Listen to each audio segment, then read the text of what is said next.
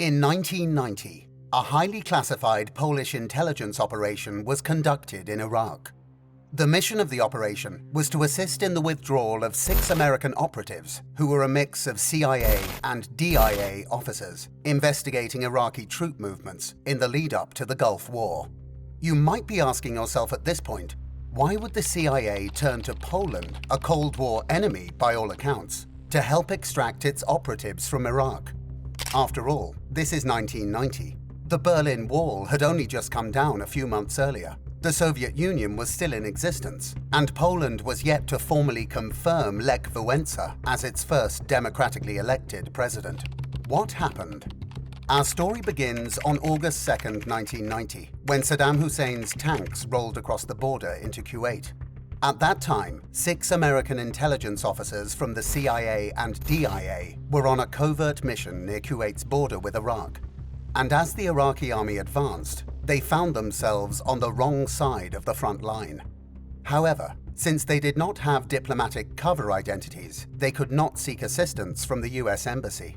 What made matters worse is that their mission was highly sensitive. According to both Polish and US sources, these American officers were investigating the movements of Iraqi troops in the lead-up to the invasion of Kuwait. Without other options, the 6 American spies fled to Baghdad, along with hundreds of other foreigners.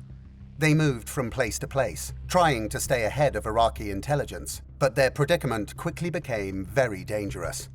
Despite not being taken hostage or directly threatened by the Iraqis yet, the group was in significant danger of being caught. The severity of the situation and potential fallout from a group of CIA and DIA operatives being caught in Iraq grabbed the attention of senior US government officials.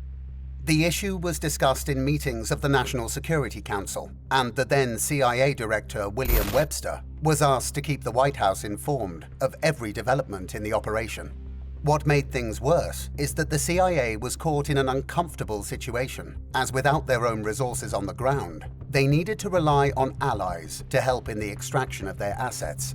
But having reached out to several European intelligence agencies for assistance, including Great Britain and France, and having their request for assistance declined due to the dangerous nature of the operation and the incredibly volatile situation on the ground, with the ongoing invasion of Kuwait underway, they were left with only one last crazy idea. Poland, by all accounts a bitter Cold War enemy, would draw less suspicion. The choice to involve Poland also made sense for another reason. There were several thousand Polish citizens working on construction projects in Iraq, allowing Polish intelligence operatives to move more inconspicuously. This was a crucial factor in successfully getting the 6 American officers out of Iraq undetected. What happened next was as daring as it was insane. The Polish Minister of Internal Affairs and the chief of UOP, the Polish intelligence agency, Krzysztof Kosłowski, assigned Gromosław Kempinski, a former Polish spy who was previously based in the United States and participated in many operations against Western intelligence services, as the commander for the mission in Iraq. Kempinski was a man known for finding creative solutions to intractable problems, and he quickly got to work. For weeks, he worked out of Warsaw to figure out a way to help the 6 American agents make an escape from Iraq. The first step was to provide some security to the Americans, and this was done by giving them refuge at a Polish construction camp outside of Baghdad.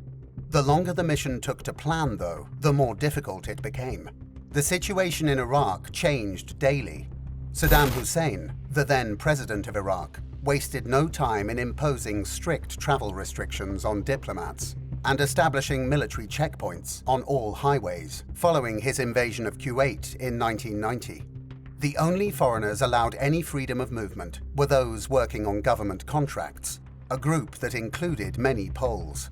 As Washington and Warsaw struggled with bureaucratic red tape in devising the plan to extract the 6 American intelligence officers trapped in Iraq, the Poles proposed a solution: send their own intelligence officers into Baghdad to take charge of the operation. A decision that was at the same time both shocking and impressive to the Americans. The plan was daring and the mission incredibly risky. As Poles arrived in Baghdad to rescue the Americans, they were confronted with a harrowing sight. The Americans they were tasked with saving were in a dire state, worn out to the core by the weeks in hiding.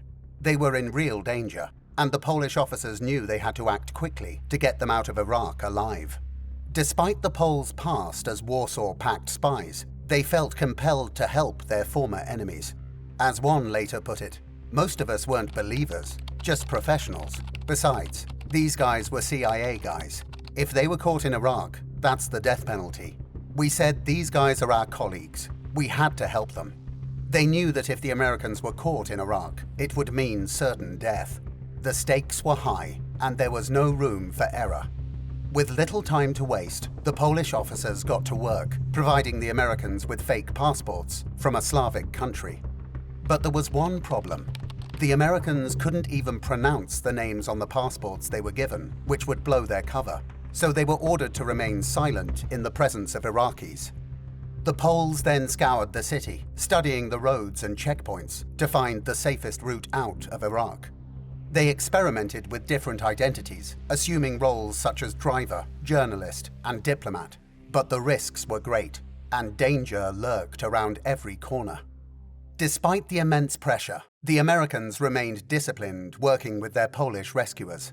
They knew that their lives were in the hands of these officers, who up until a few months earlier were their Cold War enemies. This, though, had to be put to the side, as they had to trust them completely.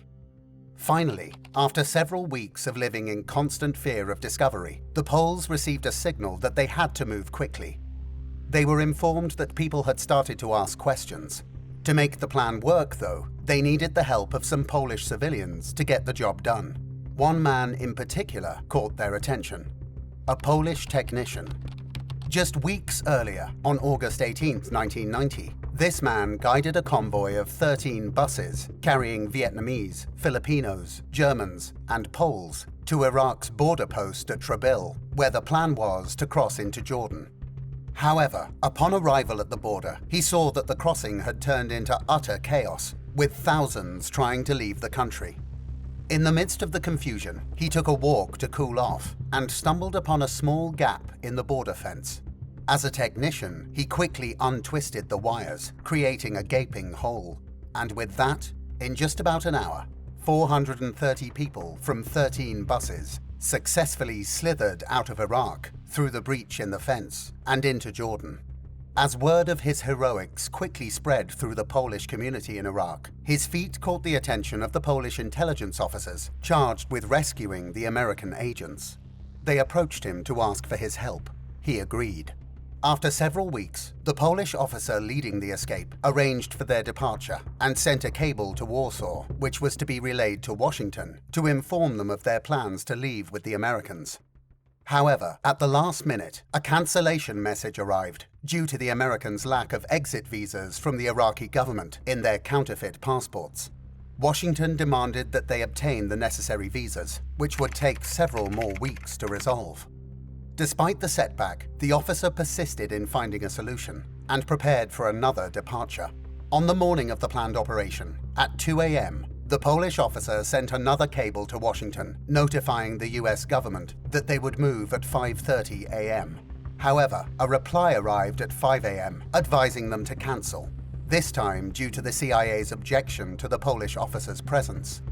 Nevertheless, the Polish civilians refused to proceed without their leader, and so the Poles decided to disregard the CIA's message.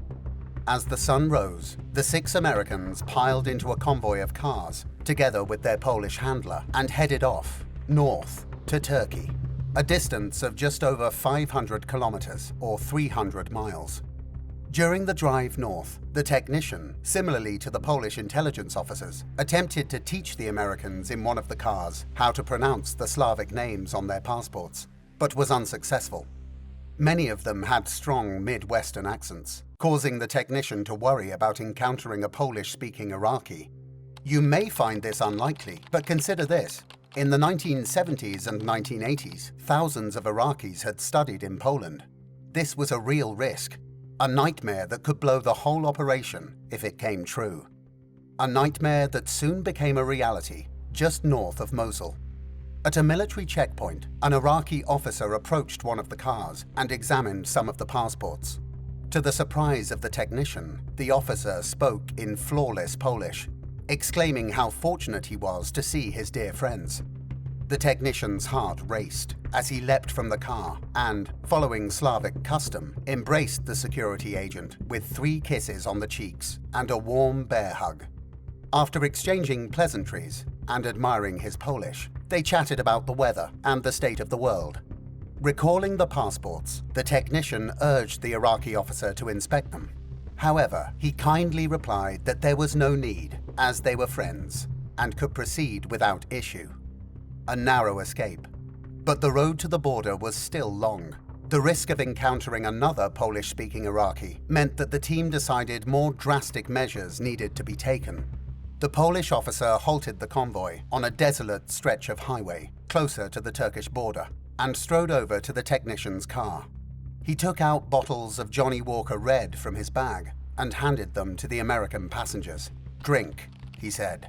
The plan was to get them stone-cold drunk so they would resemble Slavic workers under the influence of alcohol, conforming to an Iraqi stereotype of Eastern Europeans, and thus lubricating, if you will, their passage into Turkey. However, this strategy failed. Whether it was their training or anxiety, the 6 American agents and their Polish handlers remained completely sober as they arrived at the border crossing between Iraq and Turkey at sunset. At the border, things went surprisingly smoothly, and although the Polish officer suggested that the Americans walk leisurely to the Turkish side, where Polish officials would be waiting for them, they didn't follow his advice. They sprinted like athletes, the technician later recalled in an interview. The success of the operation was seen as a significant achievement for Polish intelligence, demonstrating their ability to carry out complex and high-stakes operations. The operation also helped to establish closer ties between the US and Poland, paving the way for future cooperation in areas such as counter-terrorism and intelligence sharing. Despite the tense and volatile situation in the Middle East at the time, the Polish operatives were able to complete the mission without any casualties, showcasing their expertise in intelligence gathering and covert operations. In addition to rescuing the 6 American operatives, the Poles also obtained secret maps of military installations and crucial points in Baghdad that proved vital for Operation Desert Storm. As a reward for Poland's help, the US government worked with its allies to cancel half of Poland's $33 billion foreign debt. A deal to that effect was signed with the so-called Paris Club of Creditors on April 21, 1991.